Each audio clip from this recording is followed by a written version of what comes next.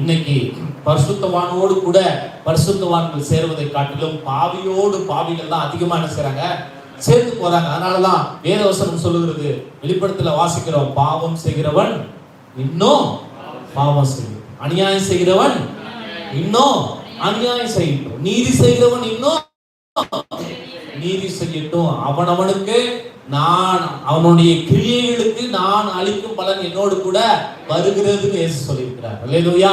அப்போ நம்ம செய்ய வேண்டியது என்ன பிரியமானவர்களே, எகிப்து தேசத்தை விரும்பக்கூடாது, உலக சுகங்களை விரும்பக்கூடாது, உலகத்தில் இருக்கக்கூடிய பாவமான மனுஷனோடு கூட நாம் என்ன செய்யக்கூடாது, அவருடைய கிரியைகளுக்கு நாம் உடன்படக்கூடாது. நாம் எல்லாம் தேவனுடைய பிள்ளைகள். அல்லேலூயா. இப்ப தேவனுடைய பிள்ளைகளா இருக்கிற நம்ம விசுவாச வார்த்தைகளை பேசுகிறவர்களோடு, தேவன் மீது விசுவாசம் வைக்கிறவர்களோடு தான் என்ன செய்யணும், இணைந்து கொள்ளணுமே தவிர விசுவாசம் இல்லாத, விசுவாசத்தை குறித்து பேசாத, விசுவாசத்தை குறித்து எண்ணாத கிறிஸ்தவர்களோடு கூட நம்முடைய ஐக்கியம் என்ன செய்யக்கூடாது, வைக்கக்கூடாது. அல்லேலூயா. இயேசு கிறிஸ்து அழகா சொல்றார், என்னுடைய ஐக்கியம் யாரோடு தெரியுமா, பிதாவோடும் பரிசுத்த ஆவியானவரோடு தான் என்னுடைய ஐக்கியம். நான் எல்லாரும் கூடயும் பேசுவேன், எல்லாரும் வீட்டுக்கு இயேசு எல்லாரும் கூடயும் பேசினாரு, எல்லாரும் வீட்டுக்கு போனாரு, எல்லாரும் வீட்லயும் சாப்பிட்டாரு, எல்லாரையுமே ஆண்டவர் பேசினாரு, எல்லாருக்குமே யாரையும் அவர் வேண்டான்னு என்ன செய்யல, ஒதுக்கல. ஆனா எங்கெல்லாம் இயேசு போனாரோ அங்க இயேசு அவராதான் இருந்தார், அவராவே தான் இருந்தார். அதனாலதான் பைபிள் அவரை குறித்து சொல்லுது, அவர் நேற்றும் இன்றும் என்றும் மாறாதவர். இயேசு எங்க போனாலும் அவர் அவராவே தான் இருந்தார். ஆனா அவரை விசுவாசிக்கிறேன்னு சொல்லுகிற நம்ம தான் எங்க போனாலும் சூழ்நிலைக்கு தகுந்த மாதிரி மாறி மாறி மாறி மாறி நம்முடைய சிந்தைகளையும் பேச்சுகளையும் மாறி மாறி பயன்படுறோம். ஆனா இயேசு அப்படி இல்லை. அவர் இந்த உலகத்துக்கு எப்படி வந்தாரோ கடைசி வரைக்கும் அப்படியே தான் வந்தார், அப்படியே தான் அவர் மரித்தார், அப்படியே தான் உயிர்த்திருந்தார், அப்படியே தான் பரமேறி போயிருக்கிறார். நீங்க அப்படியே தான் ஒரு ஸ்தலத்தை நமக்காக ஆயத்தம் பண்ணி கொண்டிருக்கிறார். அல்லேலூயா. அப்போ நம்ம என்ன செய்யணும் பிரியமானவர்களே, இயேசுவை பின்பற்றுகிற நாம் எவ்விதத்திலும் விசுவாச குறைவுள்ள வார்த்தைகளையோ விசுவாசத்துல பின்வாங்கி போகிற எந்த நபரோடு கூட நம்ம என்ன செய்யக்கூடாது, எப்படிப்பட்ட ஐக்கியமும் உறவும் வைத்துக் கொள்ள கூடாது. அப்படி ஒருவேளை அவரோட கூட பார்க்கணும், பேசணும், பழகணும்னு விரும்புறீங்கன்னா நீங்க அவங்களுக்கு விசுவாசத்தை சொல்லிக் கொடுங்க. அவங்க கிட்ட இருந்து விசுவாச குறைவை கத்துக்காதீங்க. ஏன்னா எப்பவுமே நம்மளை ஒருத்தர் பார்க்கும்போது பேசும்போது நம்ம கிட்ட விசுவாசத்தை தான் அவர்கள் கற்றுக்கொள்ள வேண்டும்.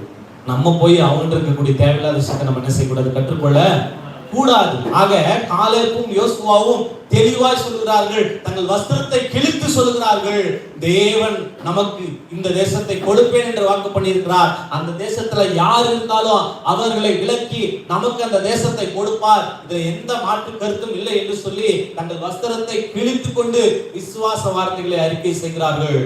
அப்படி காலேபு மேலையும் யோசுவா மேலையும் அந்த 8வது வசனத்தினுடைய முதல் பகுதி சொல்லுகிறது, கர்த்தர் நம்மேல் பிரியமா இருந்தால் என்று சொல்லப்பட்ட வார்த்தையின்படி காலேபின் மீதும் யோசுவாவின் மீதும் கர்த்தர் பிரியமா இருந்தபடினால தான் அவங்க 2 பேர் மட்டும்தான் எங்க போனாங்க, கானான் தேசத்துக்கு போனாங்க.